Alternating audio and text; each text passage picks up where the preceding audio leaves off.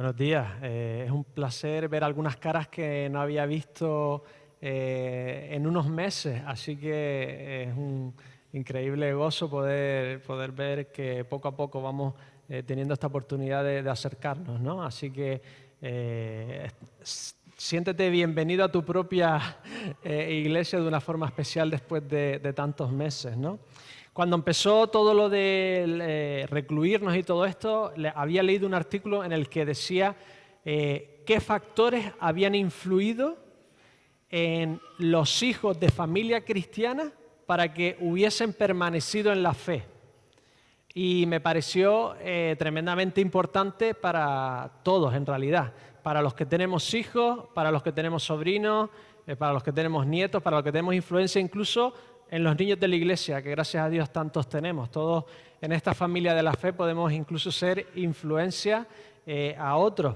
Así que os ofrecí ese artículo y que iba a predicar de eso, pero nunca lo hice. Así que como lo que se promete se tiene que cumplir, ¿no? Hoy es esa predicación y hacemos un pequeño paréntesis de Santiago para hablar de este tema. De repente nos vimos encerrados con nuestros hijos en nuestra casa y para algunos fue un sueño, para otros fue una pesadilla y para la mayoría fue una mezcla, ¿verdad? A veces sueño, a veces pesadilla y lo vivimos mayoritariamente con el gozo de poder estar más tiempo con ellos, pero siempre hay momentos difíciles, ¿no? Fue un tiempo y es un tiempo difícil y el mayor problema de todos los padres que teníamos hijos de jóvenes o niños en nuestras casas, ¿cuál era? ¿Cuál era el mayor problema que teníamos todos? ¿Cómo lo despego de la pantalla? ¿Sí o no?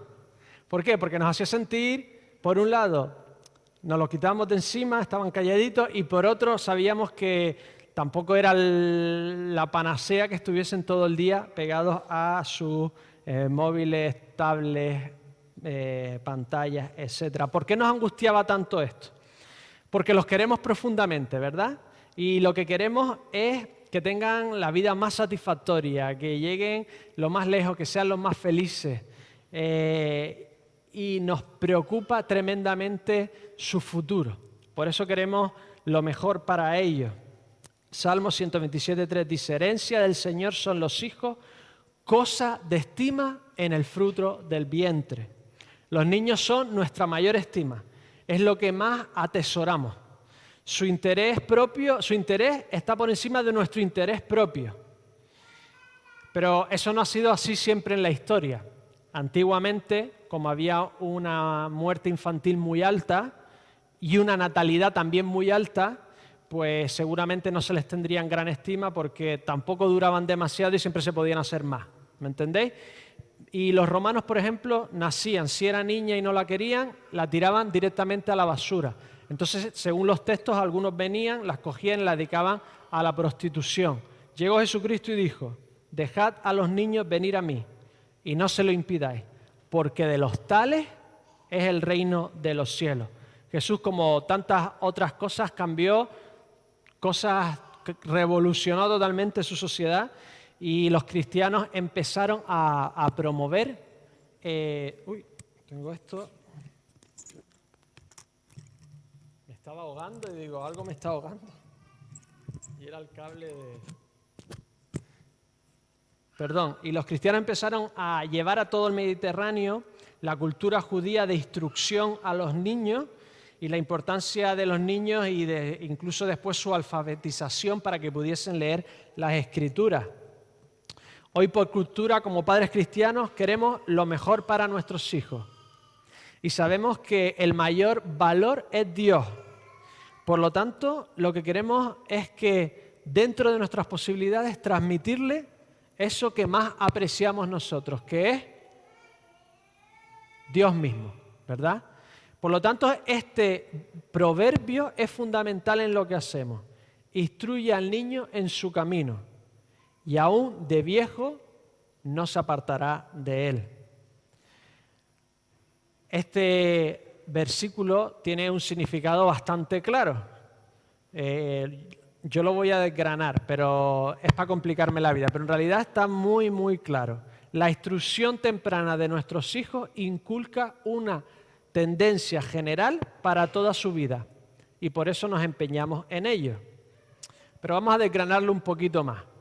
La palabra niño nos trae esperanza para aquellos que a lo mejor no empezaron desde pequeños, a lo mejor se acaban de convertir a la fe y nunca lo han hecho con sus hijos. Pero la palabra niño aquí puede significar también niño, joven, adulto, adolescente. Es decir, mientras que estén en tu casa y tengas una influencia sobre él, todavía se considera niño, no es independiente, no se ha ido de tu casa, etcétera. Puedes tener una influencia sobre él. Algunas familias nuevas me dicen, es que yo nunca lo he hecho y de repente ponerme a leer la Biblia en mi casa, que nunca lo he hecho con mis hijos, pero te van a prohibir en tu propia casa leer la Biblia, orar antes de comer, por ejemplo. No podemos subestimar el poder que tiene la palabra de Dios, recitada en alto y orada.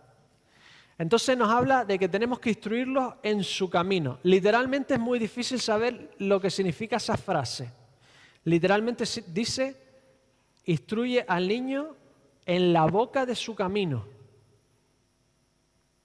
Eso es lo que dice literalmente, en la boca de su camino. En realidad, si nos vamos a lo más literal, lo que está diciendo es, instruye al niño para que haga lo que dice. En cierta forma es como decirle, aléjalo de su propia hipocresía. Que caminen lo que hablan. Es decir, que cumplan lo que ellos mismos dicen que quieren hacer o ser, que sean honestos, que si ellos tienen una tendencia al arte o a la música o a las matemáticas o que dicen que eso es lo que les gusta, pues que lo hagan, pero lo hagan honestamente, que lo hagan para Dios, que lo hagan de una forma genuina y utilizándolo todo para el bien, de la mejor manera, concienzuda, honesta y siempre excelente para Dios. Que lo que veas que sale de él, lo haga, pero de una forma honesta, que no sea un hipócrita, ¿no?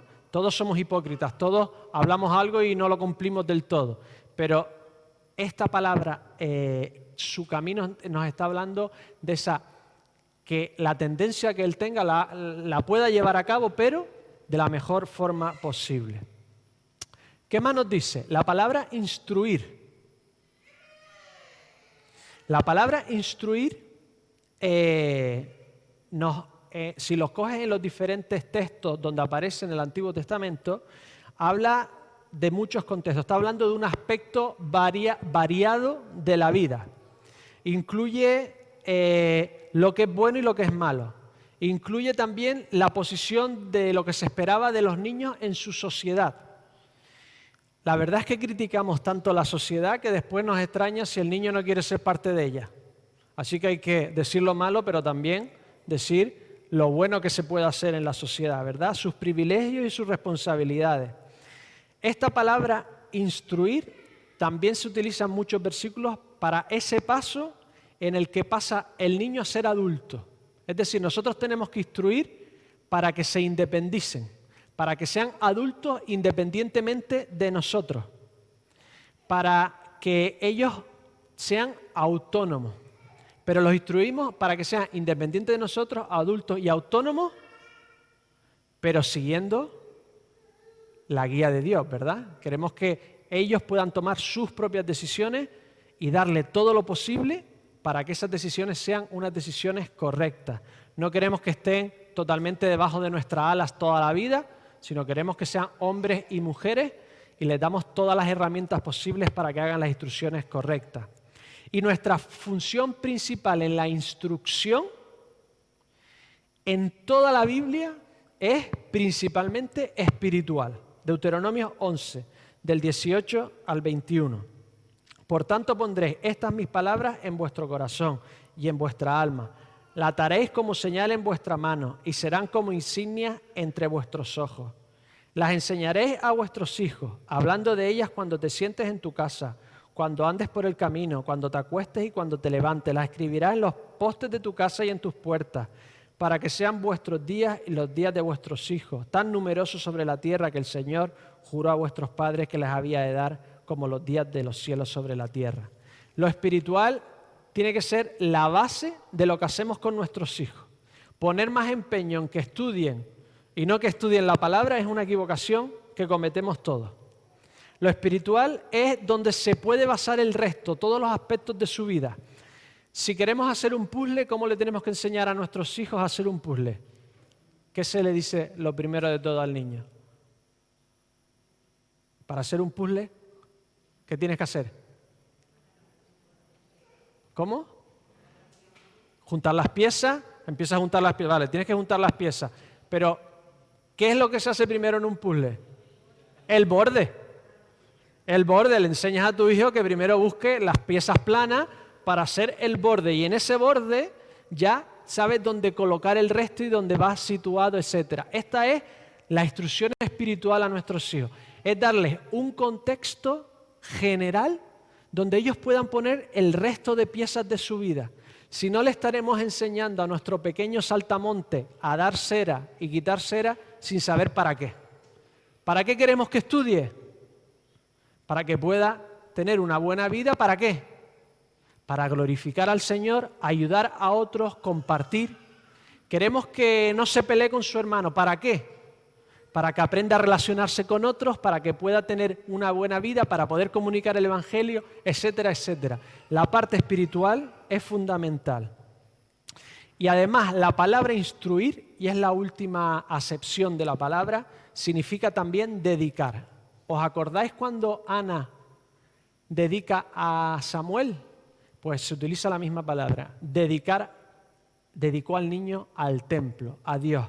Y esa es nuestra mayor ambición como padres, que nuestros hijos se dediquen a Dios, sean apartados para Dios, que hagan lo que hagan en su vida, lo hagan todo como un culto a Dios mismo.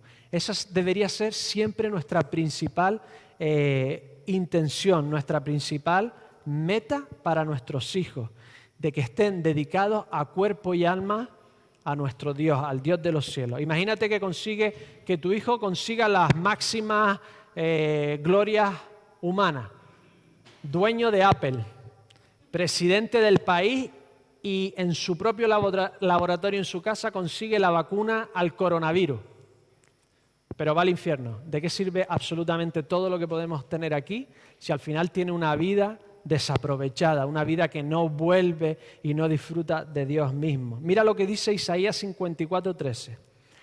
Todos tus hijos serán enseñados por el Señor y se multiplicará la paz de tus hijos.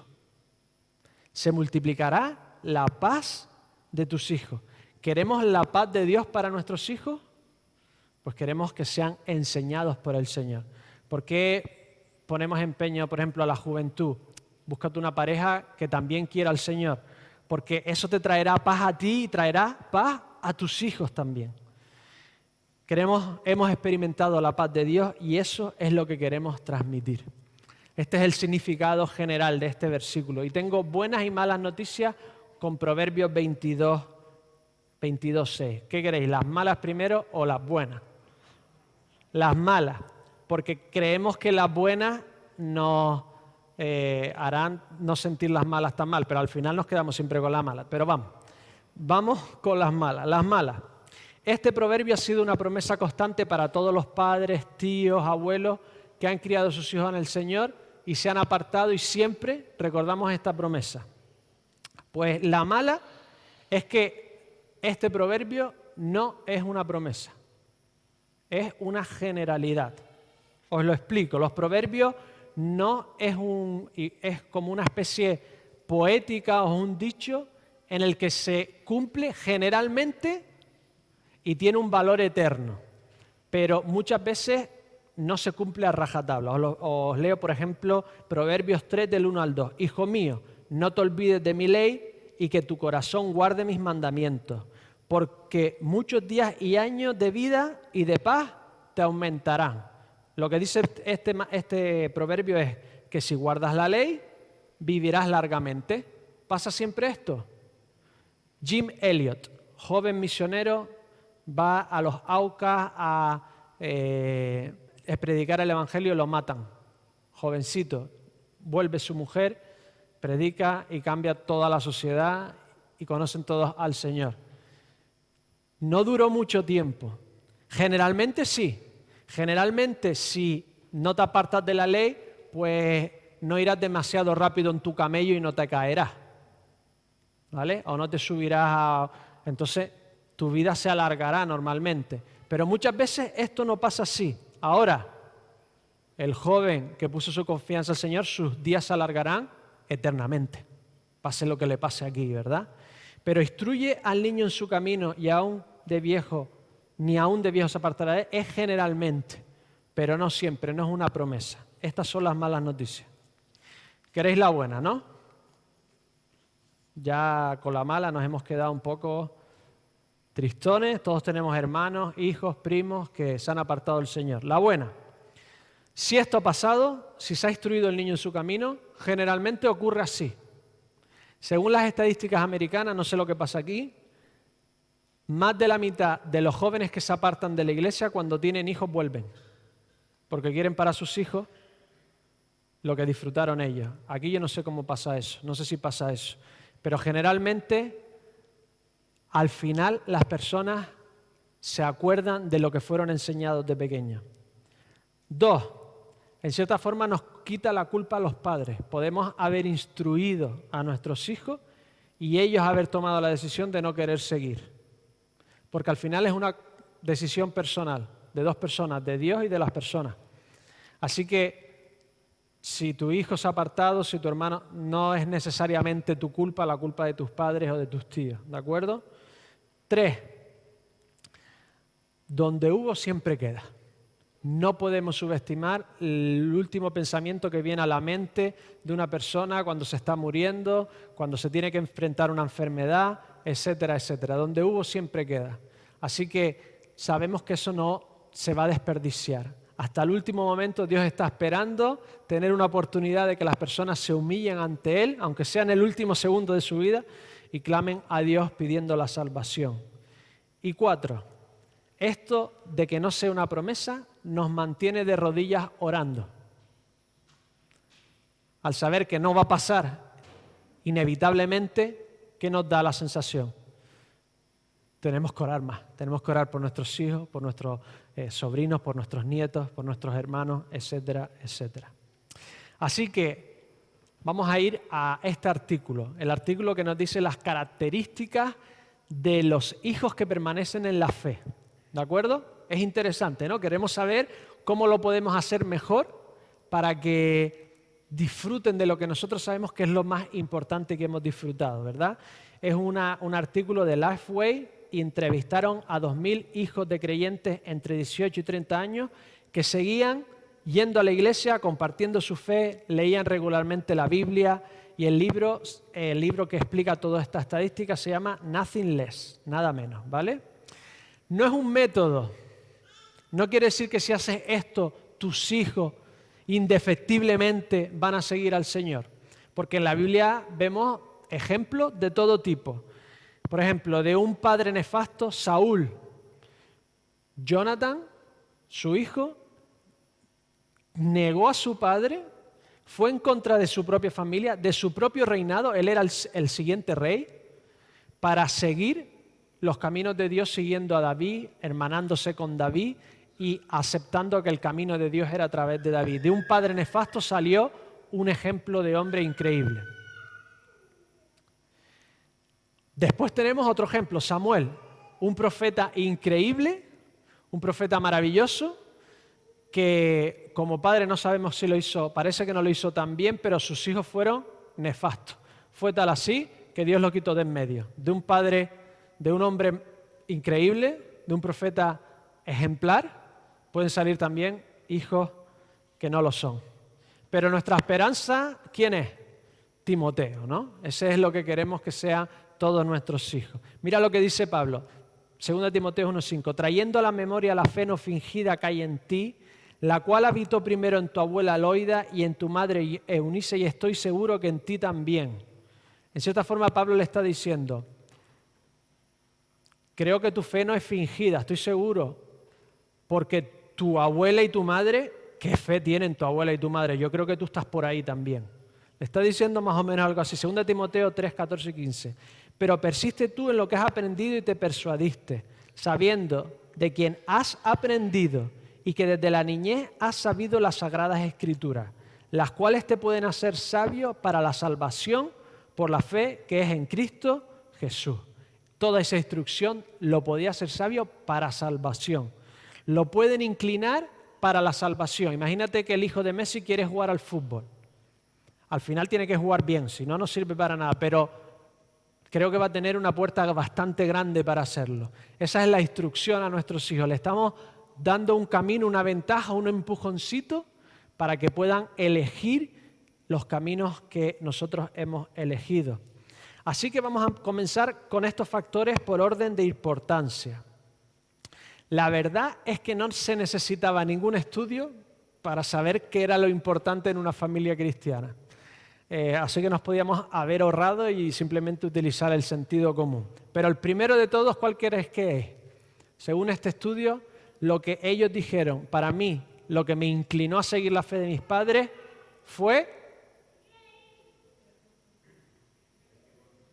testimonio, vale, muy bien, lo hablaremos después. No lo podéis saber, pero el primero, todo, lectura bíblica. Lectura bíblica. Dice el estudio, niños que leen la Biblia regularmente tienen una mayor inclinación a tener una vida espiritual vibrante cuando se hacen adultos. Estaba leyendo Corrie ten Boom, lo estaba leyendo con mis hijos y me sorprendió una cosa. Una familia que arriesga su propia vida en Holanda, invadido por los nazis, escondiendo judíos, ni los conocía, ni eran ni siquiera de su propia creencia, arriesgaron su vida, murió su padre, su hermana, campo de concentración. ¿Y saben lo que decía ella que marcó su vida?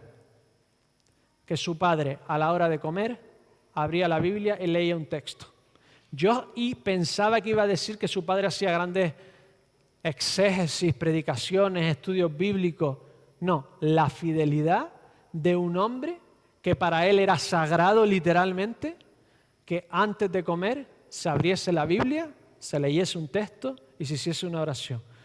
Una acción tan simple y que hizo vivir a esta mujer una vida asombrosa, una vida increíble. Dios ha hablado a través de la Biblia y en la palabra escrita encontramos la palabra viva que es Jesucristo. No podemos subestimar nunca que ese es el plato principal que nuestras familias necesitan, la palabra de Dios. Deuteronomio 4:9.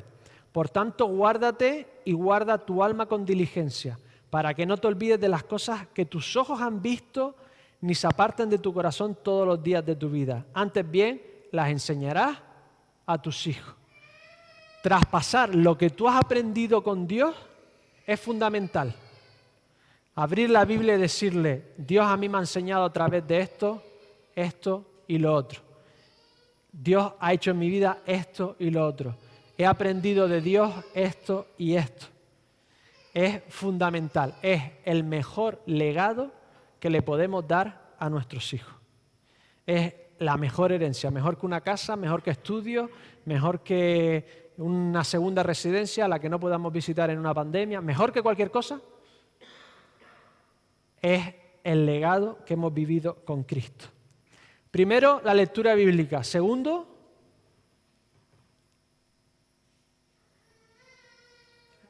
Michael me dice que no, la oración. Perfecto. Segundo, la oración.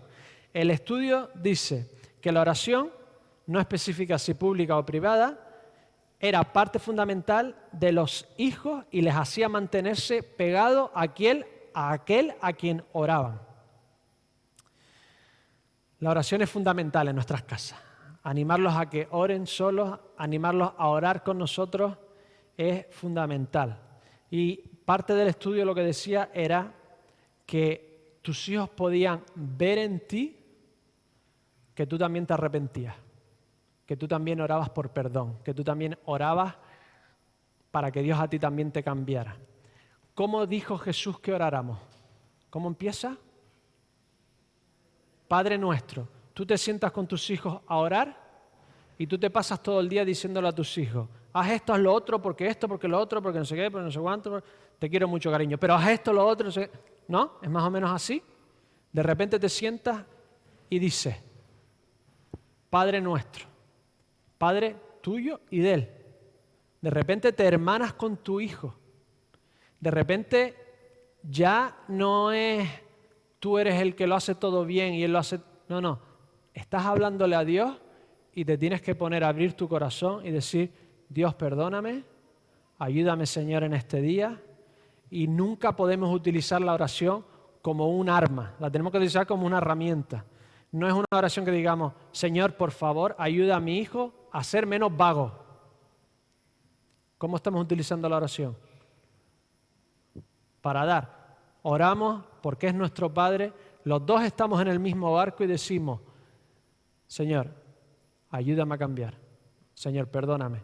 Necesito ser menos vago, pegarme más a ti, leer más tu palabra. De repente, delante de Dios, te hermanas con tus hijos. Y dices que esa forma de ver tu arrepentimiento, tu intención de cambiar, tu debilidad, que tú estás en el mismo barco que ellos, dice que tocaba el corazón de los hijos.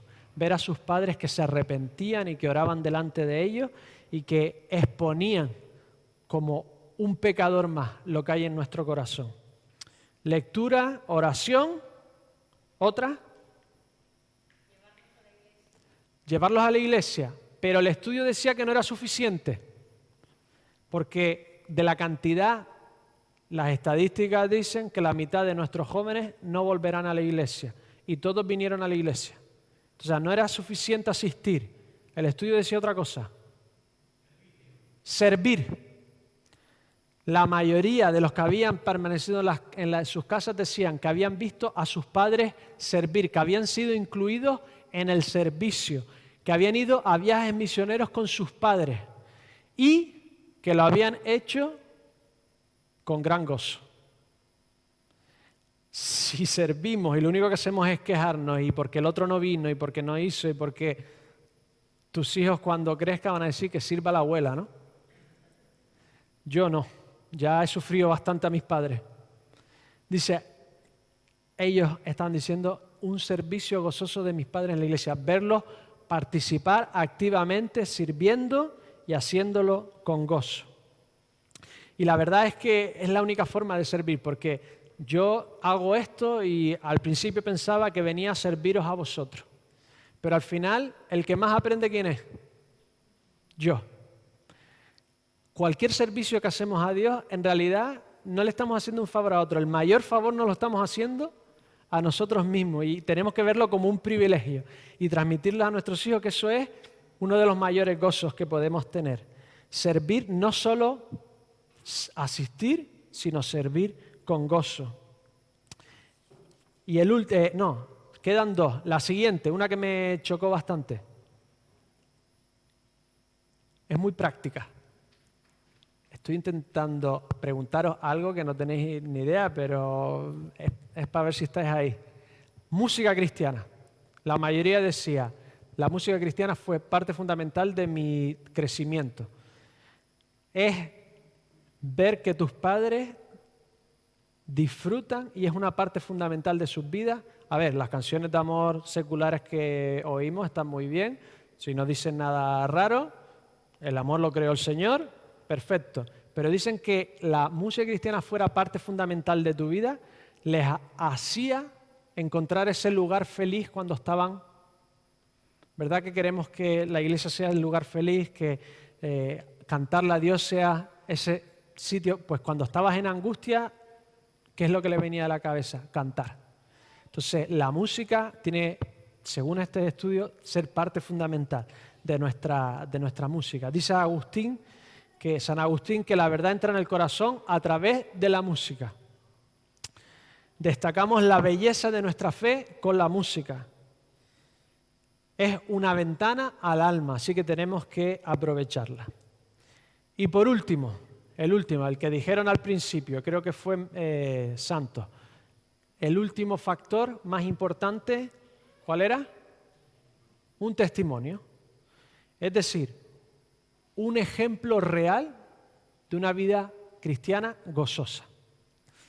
Decía el estudio que los mismos niños yendo a los mismos programas, si no habían visto una vida real cristiana de sus padres vivida, solían dejar la iglesia. Es decir, venimos, ponemos a los niños en la escuela dominical, después los traemos a Overray los sábados. Ahora están sábado, lunes, miércoles, sábado, están todo el día juntos. Van a campamentos, se termina el programa, los niños se van de la iglesia. ¿Qué era la diferencia? La mayoría de ellos decían que mis padres vivían esa vida, me llevaban a los programas, pero no solo me llevaban, ellos estaban viviendo esa vida cristiana. La iglesia no les hacía nada si los padres no vivían la fe que en la iglesia se les enseñaba. Si los padres no leían, no compartían su fe, si no se arrepentían cuando se equivocaban y aplicaban su autoridad con gracia, ¿verdad que nos encanta que Dios nos haya salvado por gracia? Pero a veces en casa la gracia, también hay que aplicar gracia, ¿verdad? Así que mientras más honestos eran los padres con su vida, mientras más explicaban a sus hijos sus fallos, que ellos no eran perfectos, que se tenían que arrepentir, mientras más sus padres leían la Biblia, servían con gozo, el programa que se hacía mientras crecían servía para algo, si no, la mayoría no les servía absolutamente para nada. ¿Y por qué esto es así? Porque la instrucción en toda la Biblia es por imitación, no por información. Hoy en día somos capaces de aprender a aterrizar un avión en un vídeo de YouTube. No sabes si en los 25 vídeos antes has estrellado el avión 25 veces, pero en ese vídeo has visto cómo se aterriza un avión. Pero ese no es el tipo de instrucción de información, sino es la instrucción diaria de vivir constantemente. Si escuchas el texto de Deuteronomio 6, 6 y 7, dice: estas palabras que yo te mando hoy estarán sobre tu corazón. Se las repetirás a tus hijos y les hablarás de ellas estando en casa y andando en camino, al acostarse y cuando te levantes. Estas palabras que te mando hoy, ¿dónde tienen que estar? Sobre tu corazón para transmitirlas. Si no están aquí, por mucha información que transmitas, los niños aprenden por imitación, no por información. Y los romanos hacían exactamente lo mismo, el Nuevo Testamento hacía exactamente lo mismo. Jesucristo no quedaba con los apóstoles para darles las enseñanzas, vivían con él. Los romanos no enviaban los niños a clase, traían un profesor que viviera en la casa, porque no le querían enseñar contenido, sino le querían enseñar a vivir. Y esa es la mejor enseñanza que podemos dar, darles a imitar una vida gozosa, una vida cristiana de servicio, una vida en la que leemos. Me voy de vacaciones y ¿qué es lo que olvidamos siempre aparte de la toalla? No te olvides la toalla si te vas a la playa. La Biblia tiene que estar siempre ahí, ¿verdad? Tienen que ver que es una parte de nuestras pasiones. Orar, etcétera, etcétera. Una vida de imitación es lo que hace que traerlos a la iglesia, orar por ellos, todo eso, al final tenga una transformación real en la vida de ellos. Voy a terminar con esta conclusión. Nuestros hijos son lo más preciosos. Daríamos nuestra vida por nuestros hijos, ¿verdad? No nos los pensaríamos muchas veces. Pero hubo uno que hizo exactamente lo contrario. De tal manera amó Dios al mundo que ha dado a su Hijo unigénito para que todo aquel que en él cree no se pierda, sino que tenga vida eterna. Él dio lo más estimado, Él se dio a sí mismo. Él no nos instruyó teóricamente cómo deberíamos vivir. Él se dio a sí mismo por cada uno de nosotros. El mayor sacrificio universal de toda la historia. Lo hizo Dios con cada uno de nosotros. ¿No quieres vivir en un hogar así? ¿No quieres tener un padre así?